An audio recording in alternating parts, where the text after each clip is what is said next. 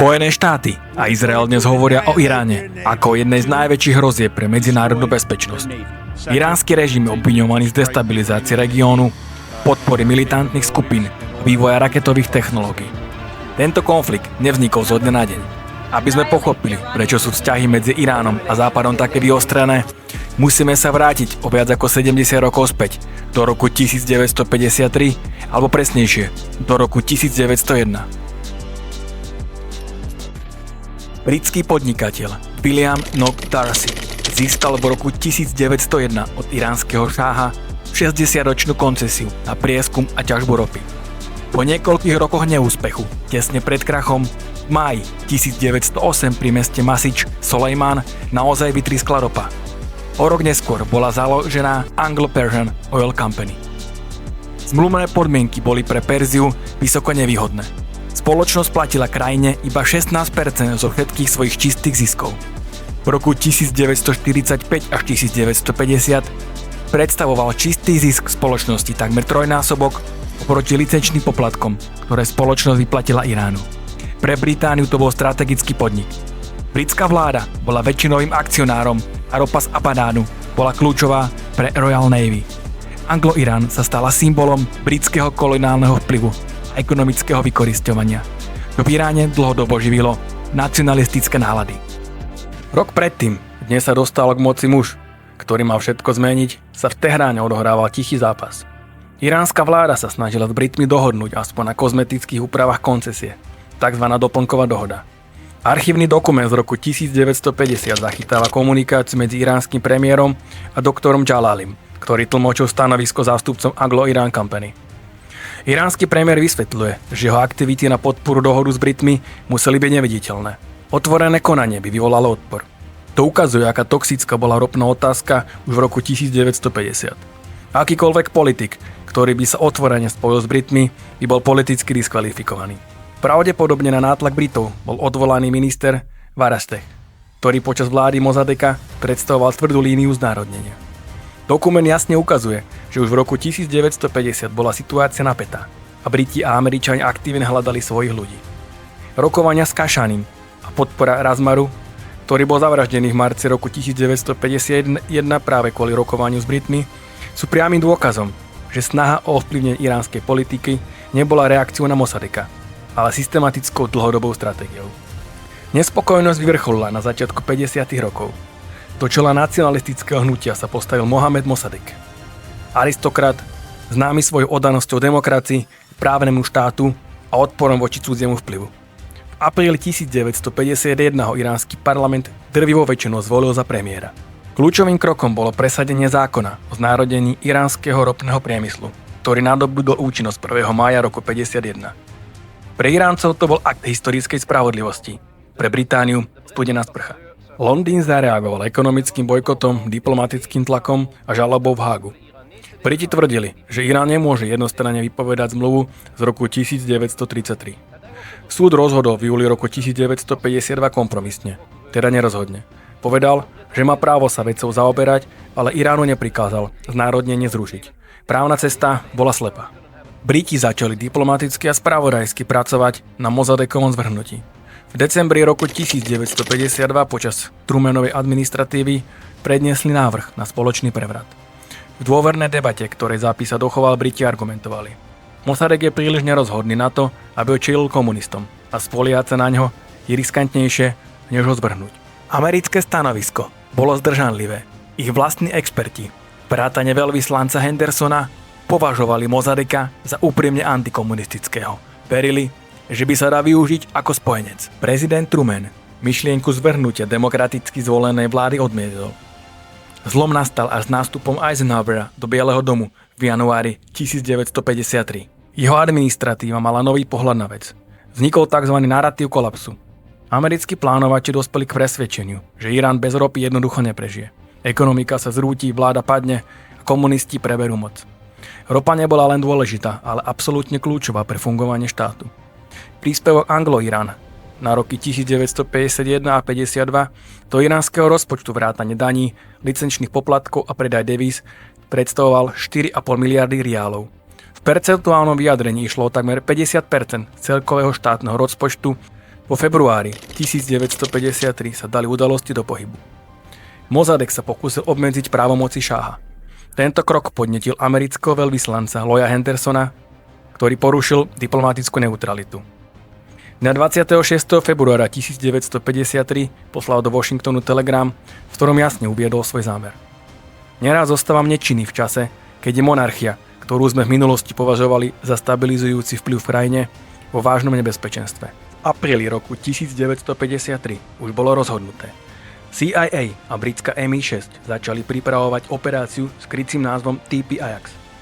Do čela novej vlády vybrali generála Zahedyho, bývalého Mossadeghovho ministra, ktorý prešiel do opozície.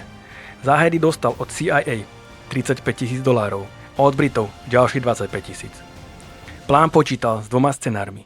Buď šach legálne vymenuje Zahedyho za premiéra, čo by vyzeralo ako ústavný akt, a v prípade zlyhania sa spustí vojenský prevrat. Kľúčová bola propaganda. CIA vytvorila pri operácii Ajax ucelený propagandistický ekosystém.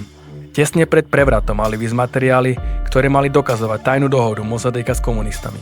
Samozrejme, išlo o falzifikáty. V lete 1953 sa rozbehla verejná kampaň. 29.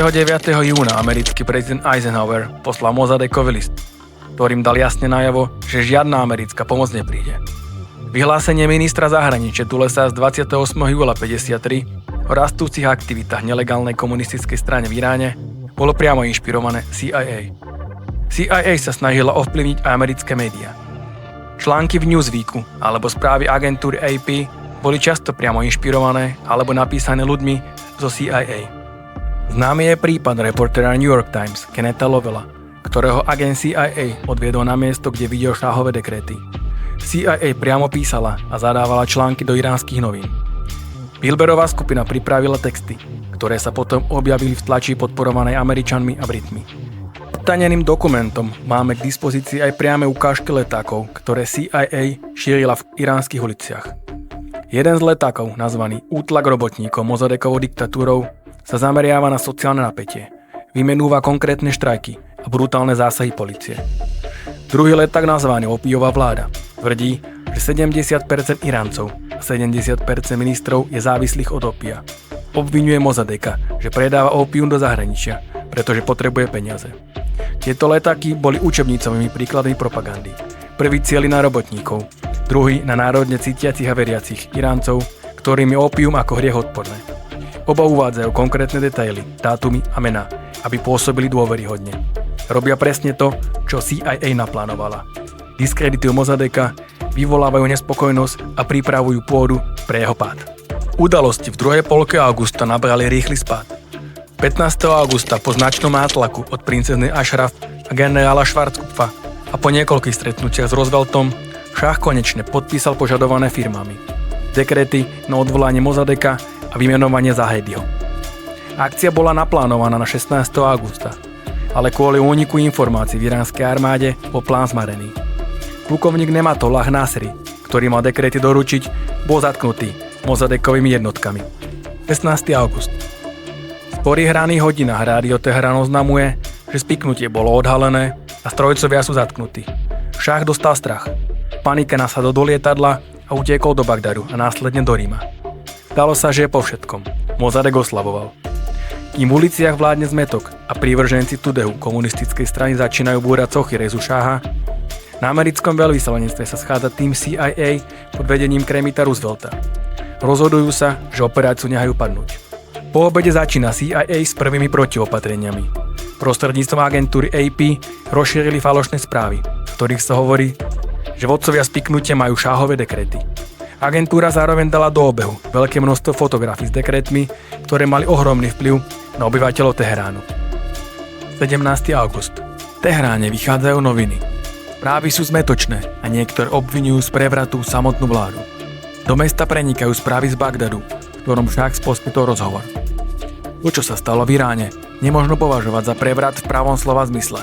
Vydal som rozkazy na odvolanie doktora Mossadegha na základe právomoci, ktoré mi dáva ústava. Toto vyhlásenie je pre CIA dar z nebies. Stanica počas dňa vynaložila veľké úsilie na šírenie fotografií firmámu, najmä medzi armádou. Všetci sa pýtali, je pravda, že šáh vydal firmám? Ak áno, prečo o tom Mossadegh klame? Popoludní sa do Teheránu vrátil americký veľvyslanec Lloyd Henderson. Jeho prítomnosť bola silným signálom, že USA stoja pri šáhovi. Večer sa v areáli veľvyslanectva odohrávala tajná 4-hodinová vojenská rada za účasti Roosevelta, Zahedyho, bratov Rašidijovcov a ďalších. Padlo zásadné rozhodnutie. 19. augusta sa uskutoční rozhodujúci útok. 18. august. Cez deň je mesto v napätí. Mossadegh verí, že má situáciu pod kontrolou. Jeho minister zahraničia Fatemi prednáša paškvil na šáha. Počas dňa vládla vo Washingtone a Londýne beznádej. CIA dokonca pripravujú telegram, ktorým sa má operácia definitívne ukončiť. Citát z Wilberovej správy. Hlavný stan prežil deň poznačený depresiou a zúfalstvom. Priame riadenie projektu sa presunulo z oddelenia divízie na najvyššiu úroveň. Na konci dopoludnia pracovala hŕstka ľudí na návrhu správy, ktorá mala operáciu ukončiť. Nikto netušil, že o pár hodín sa všetko malo zmeniť. Podvečer Mossadegh nariaďuje polície, aby vyčistila ulice od všetkých demonštrantov. To nakrátko upokojí situáciu, ale zároveň vytvára vákuum. V noci spustila CIA operáciu pod falošnou vlajkou. Agenti organizujú gangy, ktoré sa vydávajú za komunistov z Tudehu. Ich úlohou je vyvolávať násilnosti, rabovať obchody a rozbíjať výklady. Cieľ je jasný. Vyvolať v iránskom ľudia zdesenie a strach z komunistického chaosu, pripraviť pôdu pre záchrancov v podobe armády a šáha. 19. august. Ranné hodiny. Na teheránskom bazáre sa začína zhromažďovať dav. Je v tom spontánnosť. Ľudia sú unavení z chaosu a boja sa komunistov. No sú v tom aj platení agenti CIA, ktorí dav usmerňujú. Približne o 10:15 sú všetky hlavné námestia v rukách prošáhovských skupín. Plukovník, jeden z kľúčových vojenských spojencov, sa objavuje na námestí pred parlamentom s tankom. Okolo 14:00 nastáva zlom. Povstalci dobývajú rádio Teherán. Z éteru sa okamžite ozývajú prvé vyhlásenia, že šáh odvolá Mossadegha a Zahedy je novým premiérom. Armáda sa zároveň masovo pridáva na stranu povstalcov. V uliciach vrcholia boje. Podvečer na signál CIA vychádza z úkrytu generál Zahedy. Tankom je odvezený do rádia Teherán, v ktorom oficiálne oznamuje prevzatie vlády. Mossadeghov dom je dobitý a vyrabovaný a on sám uniká. No na druhý deň sa vzdáva. Krajina je v rukách nového režimu. Do večera je Teherán úplne pod kontrolou. Tento deň si vyžiadal odhadom 200 až 300 obetí. O pár dní sa z Ríma vrátil šáh. Bol dojatý.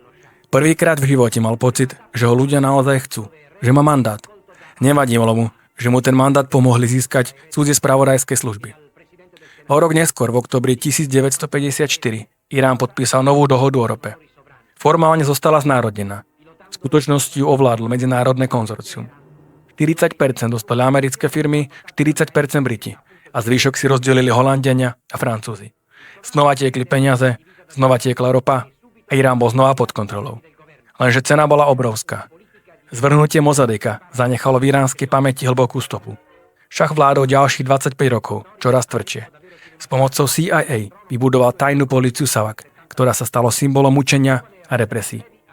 V amerických hlavách sa zakorenilo presvedčenie, že Iránci nie sú schopní viesť svoju krajinu sami.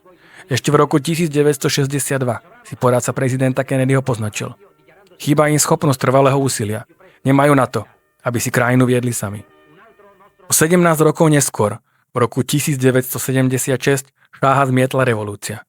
A keď študenti obsadili americkú ambasádu v Teheráne a držali jej zamestnancov ako rukojemníkov 444 dní, mali v živej pamäti rok 1953. Vedeli, čo sa stalo, keď nehali Američanov rozhodovať o ich osude.